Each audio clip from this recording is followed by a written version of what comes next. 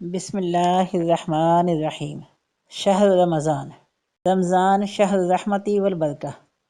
رمضان وہ مبارک مہینہ ہے جس میں اللہ تعالیٰ اپنے بندوں پر خصوصی رحمتیں اور برکتیں نازل فرماتا ہے۔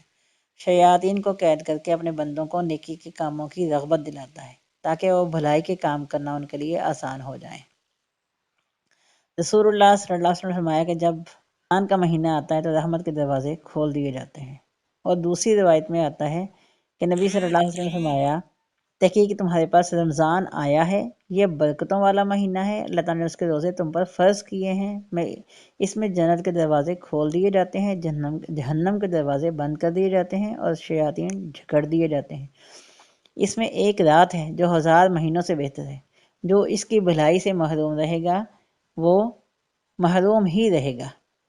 کرنے کے کام، اللہ تعالیٰ کی رحمت پانے کے لیے ہر اچھے کام مثلاً عبادات، صدقہ خیرات، دوسروں کی مدد، سلام میں پہل، مسکراہٹ وغیرہ میں سبقت لے جانے کی کوشش۔ اس دعا کو زبانی یاد کر لیں، صبح و شام پڑھیں۔ یا حی یا قیوم لا الہ الا انت برحمتک استغیث اصلح لی شانی کلہ ولا تکلنی الی نفسی طرفۃ عین۔ رمضان شہر الصیام، روزہ اس ماہ کی خصوصی عبادت ہے جو شعبان المعظم 2 ہجری میں فرض کیا گیا۔ نبی صلی اللہ علیہ وآلہ وسلم نے اپنی زندگی میں 9 سال رمضان کے روزے رکھے۔ روزہ پہلی امتوں پر بھی فرض تھا، اسی غرض کے لیے رمضان کا مہینہ امت مسلمہ کے حصے میں آیا ہے۔ ارشاد باری ہے یا ایھا الذین آمنوا کتب علیکم الصیام کما کتب علی الذین من قبلکم لعلکم تتقون۔ حدیث سے بھی روزے کی فرضیت ثابت ہے کہ اسلام کی بنیاد 5 چیزوں پر ہے: گواہی دینا اللہ کے سوا کوئی معبود نہیں، محمد صلی اللہ علیہ وسلم اللہ کے بندے اور رسول ہیں، نماز قائم کرنا، زکوٰۃ ادا کرنا، بیت اللہ کا حج کرنا اور رمضان کے روزے رکھنا۔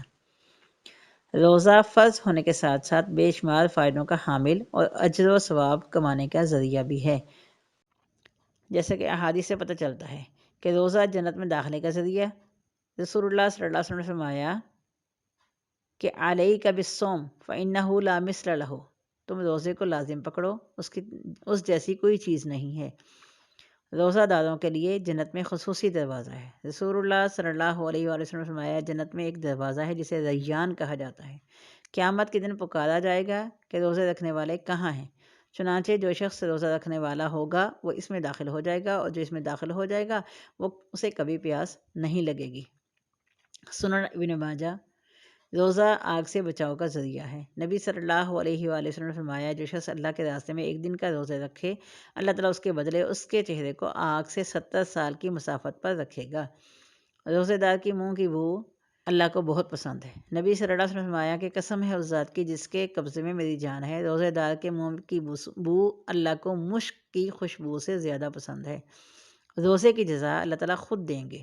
نبی صلی اللہ علیہ وآلہ وسلم نے فرمایا کہ ابن آدم کے تمام اعمال اس کے لیے ہیں سوائے روزے کے، بے شک وہ میرے لیے ہے، میں اس کا بدلہ خود دوں گا۔ یہ بہت بڑے شرف کی بات ہے کہ جہاں باقی عبادت کا اجر 10 سے 700 گنا تک بتایا جاتا ہے، وہاں روزے کا اجر چھپا کے رکھا گیا ہے، کیونکہ در حقیقت روزہ بھی ایک مخفی عبادت ہے۔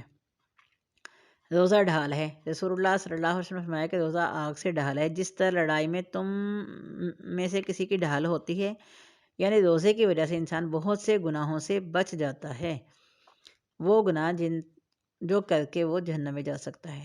عربی میں سیام رک جانے کو کہتے ہیں۔ شرعی اعتبار سے روزہ عبادت کے ارادے سے کھانے پینے، مجامعت اور دیگر روزہ توڑ دینے والی چیزوں سے صبح و صادق سے غروب شمس تک بچے رہنا ہے۔ مگر یاد رہے روزہ صرف کھانا پینا ہی نہیں بلکہ بہت سی بری عادات چھڑانے کا ذریعہ بھی ہے۔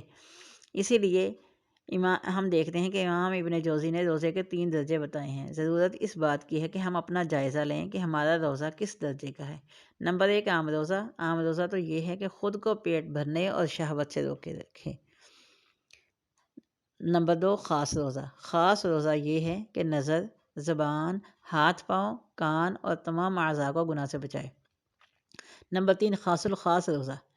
خاص الخاص روزہ یہ ہے کہ دل کو ردی خیالات اور اللہ تعالیٰ سے دور کرنے والے افکار سے پاک کر دے اور اس کی یاد کے سوا ہر چیز سے رک جائے۔ منہاج القاصدین صفحہ نمبر 77۔ کرنے کے کام۔ روزہ ایک فرض عبادت ہے جسے خالص نیت کے ساتھ صرف اللہ کی رضا کے لیے رکھیں۔ کسی شرعی عذر کے بغیر روزہ ہرگز نہ چھوڑیں۔ روزے کی حالت میں خاص طور پر زبان کی حفاظت کریں۔ گھر میں عبادت کے لیے ایک جگہ مقرر کر لیں جہاں ضرورت کی تمام چیزیں موجود ہوں، مثلاً جائے نماز، قرآن مجید اور ذکر و اذکار کی کتب۔ اس سے وقت کی بچت ہوگی۔ رسول اللہ صلی اللہ علیہ وسلم نے فرمایا، من صام رمضان ایمانا واحتسابا غفر لہ ما تقدم من ذنبہ۔ جس نے ایمان کے ساتھ ثواب کی نیت سے رمضان کے روزے رکھے، اس کے گزشتہ سارے گناہ معاف کر دیے جائیں گے۔ صحیح بخاری حدیث نمبر 38۔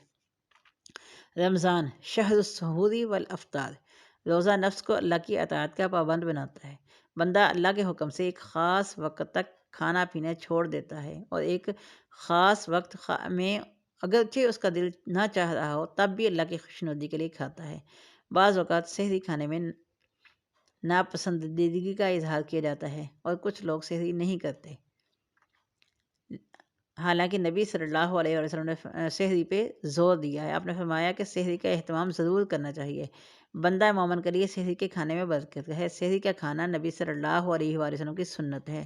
رسول اللہ صلی اللہ علیہ وآلہ وسلم نے فرمایا کہ 3 چیزیں نبوی اخلاق میں سے ہیں: افطاری میں جلدی، سحری میں تاخیر اور نماز میں دائیں ہاتھ کو بائیں پر رکھنا۔ اور پھر یہ بھی فرمایا کہ سحری کھایا کرو کیونکہ سحری کے کھانے میں برکت ہے۔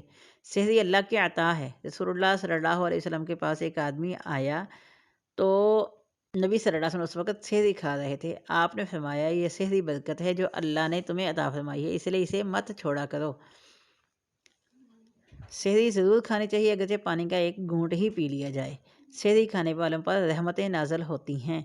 رسول اللہ صلی اللہ علیہ وسلم نے فرمایا کہ سحری کھانے والوں پر فرشتے درود بھیجتے ہیں۔ افطاری کا وقت، خوشی کا وقت۔ نبی صلی اللہ علیہ وآلہ وسلم نے فرمایا کہ روزے دار کو 2 خوشیاں حاصل ہوتی ہیں۔ ایک اس وقت جب وہ افطار کرتا ہے تو خوش ہوتا ہے، دوسرا جب وہ اپنے رب سے ملاقات کرے گا تو روزے کا ثواب دیکھ کر خوش ہوگا۔ افطار جلدی کرنا مسنون ہے۔ سورج کے غروب ہوتے ہی روزہ افطار کر لینا چاہیے۔ رسول اللہ صلی اللہ علیہ وسلم نے فرمایا کہ جب تک لوگ افطار کرنے میں جلدی کرتے رہیں گے بھلائی پر رہیں گے۔ رسول اللہ صلی اللہ علیہ وسلم نے یہ بھی فرمایا کہ جب تم میں سے کسی نے روزہ رکھا ہو تو اسے چاہیے کہ کھجور سے افطار کرے، اگر کھجور نہ ملے تو پانی سے افطار کرے، بے شک پانی پاک کرنے والا ہے۔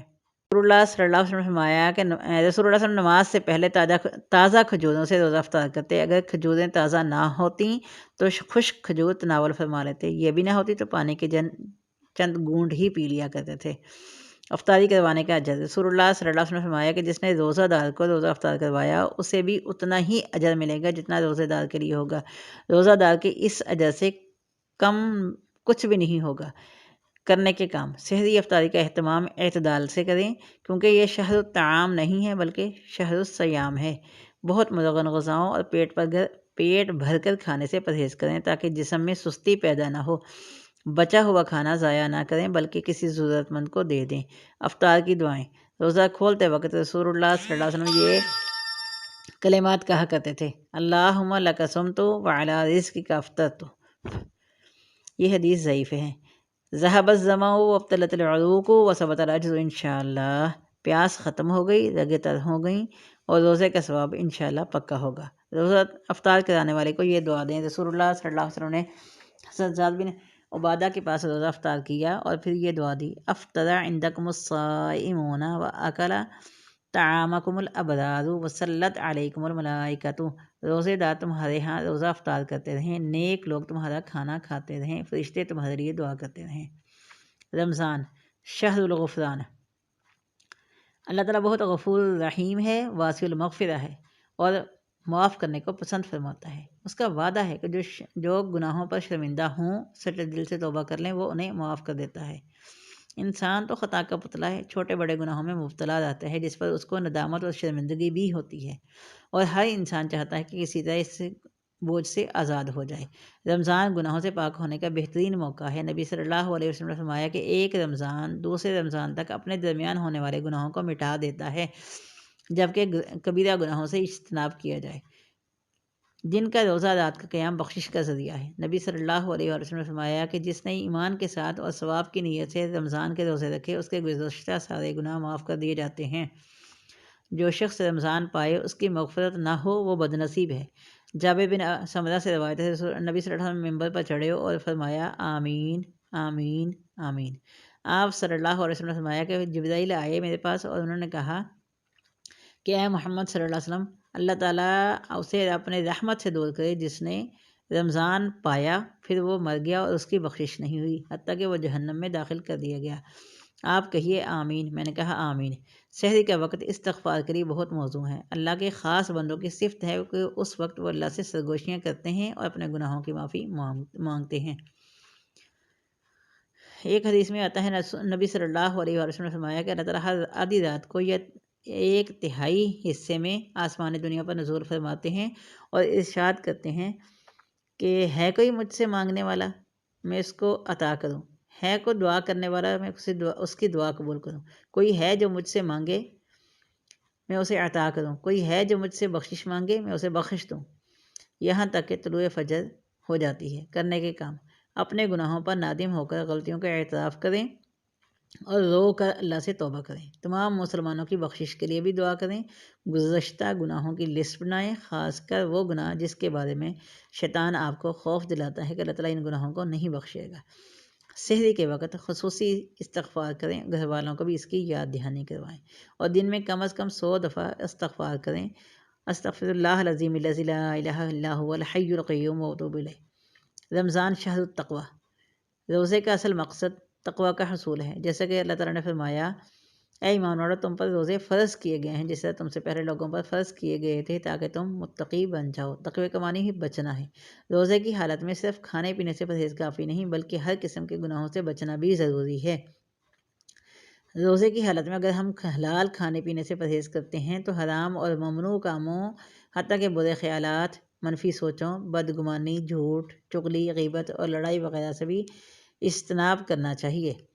کھانا پینا انسان کے پسندیدہ مشاغل میں سے ہے جس پر کنٹرول کرنا نہایت مشکل ہے، لیکن روزے میں بھوک کا تجربہ انسان کے اندر ایسی قوت پیدا کر دیتا ہے کہ وہ اس قابل ہو سکے کہ وہ اللہ کی خاطر اپنے منفی جذبات کو قابو میں رکھ سکے۔ رسول اللہ صلی اللہ علیہ وآلہ وسلم نے فرمایا کہ روزہ صرف کھانا پینا چھوڑنے کا نام نہیں ہے بلکہ روزہ تو لغو یعنی بیہودہ کام، بے فائدہ کام اور رفث یعنی جنسی خواہشات پر مبنی حرکات اور کلام سے بچنے کا نام ہے۔ لہٰذا اگر تمہیں کوئی گالی دے یا جہالت کی باتیں کریں روزے میں تو اسے کہہ دو میں روزے دار ہوں، میں روزے دار ہوں۔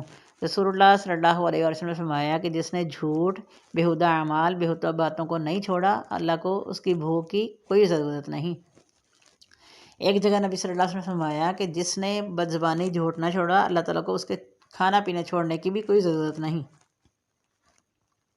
عبادت میں ظاہری ارکان کی پابندی لازمی ہے، اسی طرح باطنی کیفیات مثلاً اخلاص، اللہ کی محبت، اللہ کا خوف، اللہ سے امید، یہی تقویٰ ہے جو مطلوب ہے۔ کرنے کے کام: روزہ رکھ کر بھوک کے تجربے سے تقویٰ اور تواضع اور صبر جیسی صفات اپنائیں۔ روزہ صرف کھانے پینے کا نہیں بلکہ آنکھ، کان، دل، زبان اور ہاتھ سب کا ہی روزہ رکھیں۔ اپنا زیادہ سے زیادہ وقت مفید کاموں میں صرف کریں، لغو باتوں سے پرہیز کریں۔ ہر دن کو گزشتہ دن سے بہتر بنانے کے لیے اپنا جائزہ لیتے رہیں۔ لوگوں کے ساتھ معاملات میں بھی اللہ کی محبت، اللہ کے خوف کو سامنے رکھیں۔ روزانہ خود کو یاد کرواتے رہیں کہ ہو سکتا ہے کہ آج میری زندگی کا آخری دن ہو تاکہ ہر کام بہتر ہو سکے۔ تقویٰ کے حصول کے لیے یہ دعا پڑھیں: اللہم انی اسألک الہدی والتقی والعفاف والغنی۔ رمضان شہر الصبر۔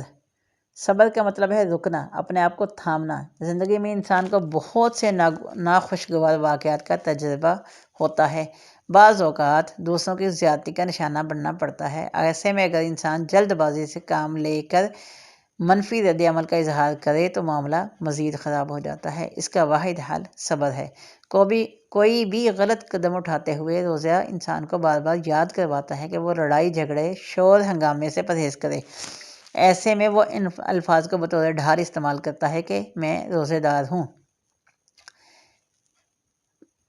رسول اللہ صلی اللہ علیہ وسلم نے فرمایا کہ روزہ ایک ڈھال ہے، جب تم میں سے کسی کا روزہ ہو تو وہ فحش گوئی نہ کرے، نہ شور و شغب کرے، اگر اسے کوئی گالی دے یا اس سے لڑنے کی کوشش کرے تو وہ کہہ دے میں روزے دار ہوں۔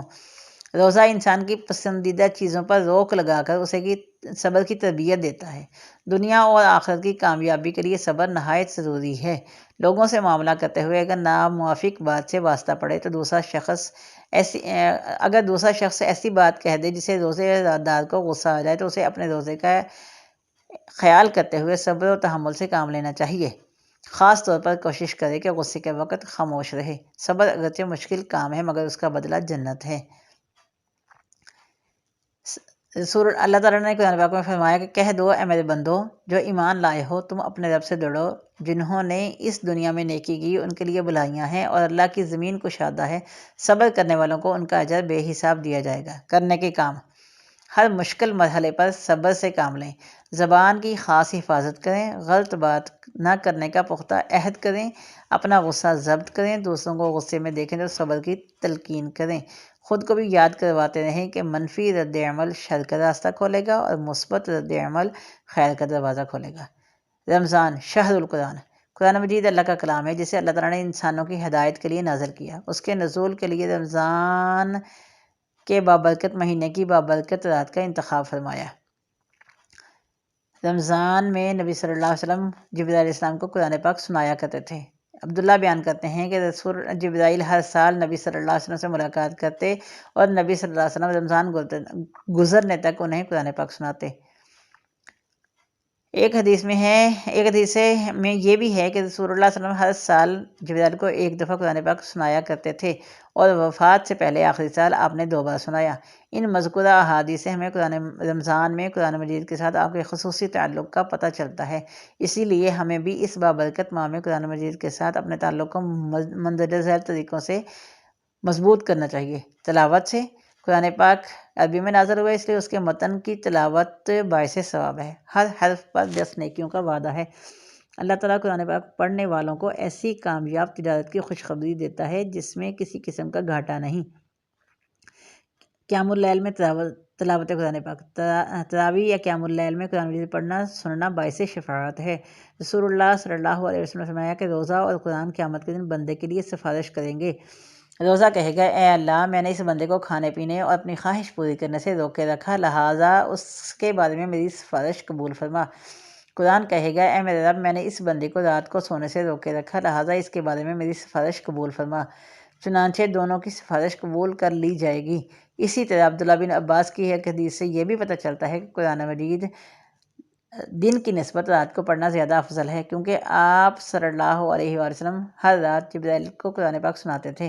آپ صلی اللہ علیہ وسلم نے رمضان کے آخری عشرے کی 3 راتوں میں طویل قرات کے ساتھ تراویح کی جماعت کروائی تھی۔ حفظ قرآن: قرآن مجید دیکھ کر پڑھنے کے علاوہ اسے سینے میں محفوظ کرنا بھی سعادت کی بات ہے۔ حضرت عبداللہ بن عمر بن عاص سے روایت ہے رسول اللہ صلی اللہ علیہ وسلم نے فرمایا کہ صاحب قرآن سے کہا جائے گا قیامت کو کہ قرآن پاک پڑھتا جا اور چڑھتا جا، اسی طرح آہستہ آہستہ تلاوت کر جس طرح تو دنیا میں ترتیل سے پڑھتا تھا، پس تیرا مقام وہ ہوگا جہاں تیری آخری آیت کی تلاوت ختم ہوگی۔ ظاہر ہے ایسا وہی کر سکتا ہے جس کے سینے میں قرآن پاک محفوظ ہو۔ تدبر قرآن: قرآن مجید کی آیات پر غور و فکر کرنا بھی اجر کا سبب ہے، اس لیے قرآن مجید کی آیات پر غور و فکر کیا جائے تاکہ کتاب ہدایت سے عملی رہنمائی بھی حاصل کی جائے۔ تعلیم قرآن: یہ انفرادی تلاوت و تدبر کے علاوہ سب کے ساتھ مل کر قرآن پاک کا درس و تدریس بہت سی رحمتوں و برکتوں کا سبب بنتا ہے۔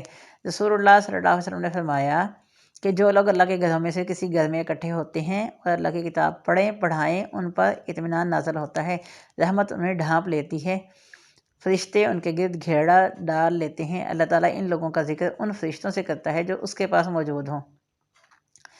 کرنے کے کام: رمضان میں قرآن مجید کی تلاوت کثرت سے کریں، قرآن مجید کم از کم ایک بار خود مکمل پڑھیں، قرآن مجید کا کچھ حصہ حفظ کرنے کی کوشش کریں، اگر آپ حافظ ہیں تو باقاعدہ دہرائی کا اہتمام کریں، تراویح میں مکمل قرآن مجید سننے کا اہتمام کریں، قرآن مجید سمجھنے ترجمہ جاننے کے لیے دورہ قرآن کی محافل میں شرکت کریں یا گھر بیٹھے آن لائن سنیں، اپنے اہل و عیال اور دوستوں کو بھی قرآن پاک پڑھنے کی طرف توجہ دلائیں۔